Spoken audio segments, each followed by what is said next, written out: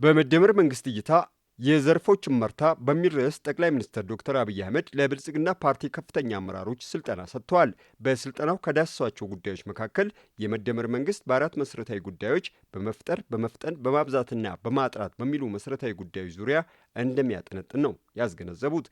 ብዙ በመፍጠር ብሎም ብዙ ለመፍጠር በመፍጠን ነው ጥራትን የምናረጋግጠው ያሉት ጠቅላይ ሚኒስትር ዶክተር አብይ አህመድ የመደመር መንግስት የሚያጠነጥነው በእነዚህ እሳቤዎች ዙሪያ መሆኑንም ነው በአጽንኦት ያስገነዘቡት።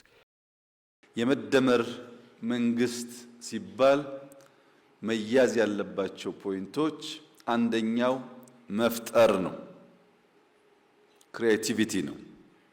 ሁለተኛው መፍጠን ነው። ሶስተኛው ማብዛት ነው። አራተኛው ማጥራት ነው።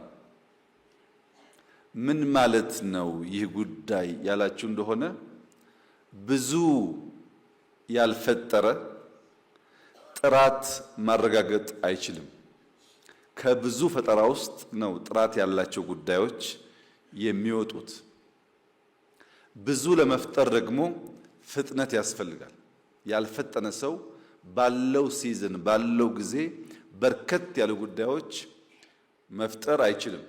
ብዙ ስንፈጥር ብዙ ስንሮጥ ከነዚያ መካከል ጥቂቶቹ ረዘም ላለ ጊዜ ለመጓዝ ኳሊቲን ከዚያ ውስጥ መዞ ለማውጣት ያግዛል ማለት ነው። ኳንቲቲ ኦፖርቹኒቲ ነው፣ ኳሊቲ ግን ሪዛልት ነው። በስልጣኔ ጎዳና የመደመር ሚና ስብራትን መጠገን፣ መሰረት መጣልና ስልጣኔን ማስቀጠል የሚያስችል አቅጣጫ መቀየስ እንደሆነ የጠቆሙት ጠቅላይ ሚኒስትሩ እነዚህን ሂደቶች ተግባራዊ ለማድረግ መነሻው ሀሳብ መሆኑን አጽንኦት ሰጥተዋል።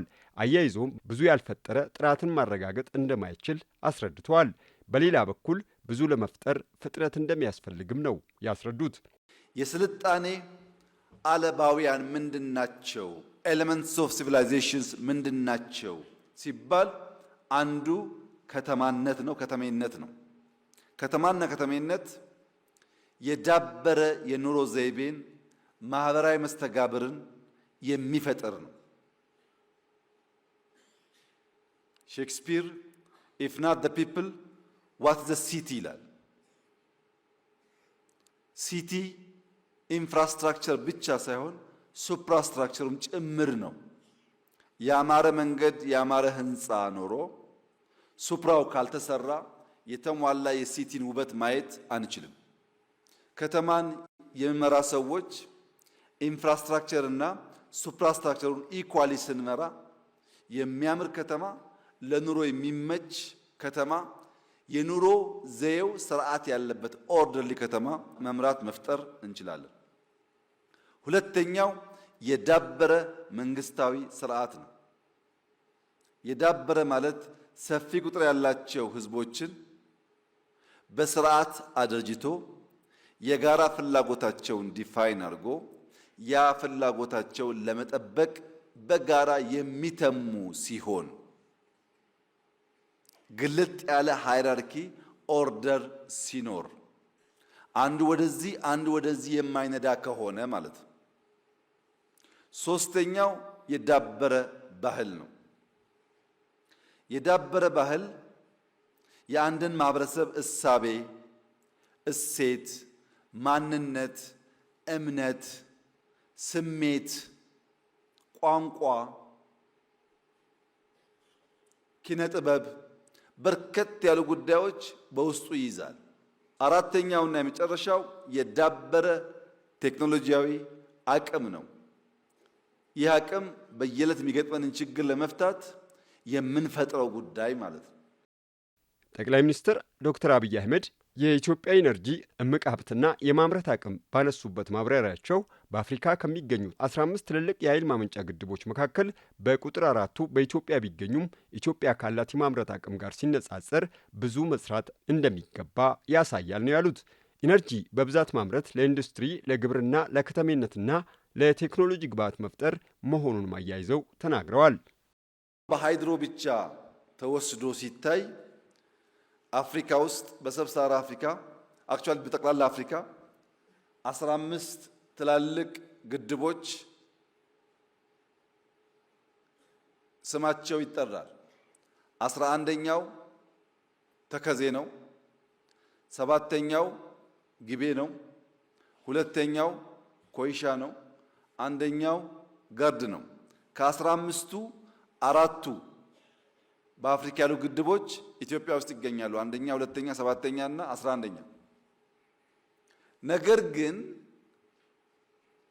በሃይድሮ ኢትዮጵያ ማምረት የሚገባት የኢነርጂ አቅምና ዛሬ ያመረተች ያለችው ደግሞ ገና ብዙ ይቀረናል። አሁን ኮምፓሪዝኑ ከአፍሪካ ሲሆን በርከት ያለ ቁጥር አለ። በሀገር ካለ ፖቴንሻል አንጻር ደግሞ ሲሆን ገና ብዙ ይቀራል። መሰልጠንን በተመለከተ በሰጡት ማብራሪያቸው አባይ ታሪክ ነው፣ ንጋት ግን ታሪክ በመስራት የተገኘ ድል በመሆኑ ስልጣኔ መሆኑን ገልጸዋል። እንደ ንጋት አይነት ስራዎችን ደጋግሞ መስራት ስልጣኔ መጎናጸፍ፣ ማቆየትና ማሸጋገር እንደሚቻል አስገንዝበዋል። ያልፈጠነ ሰው ባለው ጊዜ በርከት ያሉ ጉዳዮችን መፍጠር እንደማይችልም አመላክተዋል። ዛሬ ያለችውን ኢትዮጵያ ካለችበት አረንቋ አውጥቶ ስልጡን ሀገር ለማድረግ ፍቱን መድኃኒቱ መደመር መር መንግስት ነው። ኢትዮጵያ ውስጥ ታሪክ አለ፣ የታሪክ ቅሪት አለ፣ ጥንታዊነት አለ። ነገር ግን የሚታይ የሚጨበጥ ስልጣኔ የለም። ለምን? ታሪክ እንደ ወንዝ ነው፣ ፈሳሽ ነው፣ ወራጅ ነው። ስልጣኔውን ይፈልጋል፣ መገደብ ይፈልጋል፣ መቀየስ ይፈልጋል፣ ማረስ ይፈልጋል፣ ኢነርጂ ማምረት ይፈልጋል። ይሄ ደግሞ ድካምና ስራ አለው። ታሪክ ይፈሳል፣ ይሰለጥን ዘንድ ስራ ይጠይቃል። ካልሰራን ስልጣኔ አይመጣም። አባይ ታሪክ ነው፣ ንጋት ግን ስልጣኔ ነው። ንጋት ታሪክ በማውራት ብቻ ሳይሆን ታሪክ በመስራት ጭምር ያገኘነው ድል ነው። የመደመር መንግስት መዳረሻ ሁለንተናዊ ብልጽግና መሆኑን የገለጹት ጠቅላይ ሚኒስትር ዶክተር አብይ አህመድ የመደመር እሳቤ ለስልጣኔያችን ዘር ሆኖ የሚያገለግል ነው። ይህ እሳቤ ካለፈው ተምረን የሚስተካከለውን አርመን በዛሬው ተጠቅመንና ተመስርተን የነገውን የምንረዳበት መነጽር የማይጠፋና የማይሞት ዘር መሆኑንም አስገንዝበዋል። የመደመር እሳቤ እንደ ሐሳብ ዘር ነው። ይህንን ዘር በጊዜው በሚገባው ልክ በቦታው ከዘራ ነው ይበራከታል።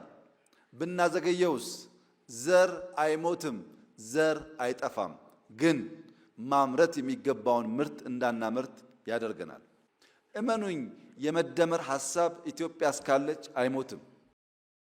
መደመራዊ የዝላይ የሽግግር ሂደት ወደ ውጤት መቀየር፣ ወደ ሌላ መሻገርና ወደፊት መስፈንጠር የተሰኘ ቁልፍ ጉዳዮች እንደሚይዝ ነው ጠቅላይ ሚኒስትር ዶክተር አብይ አህመድ ያስገነዘቡት።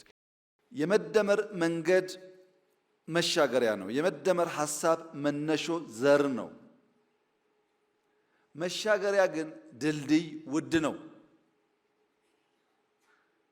መንገድ መስራትና ድልድይ መስራት እኩል አይደለም።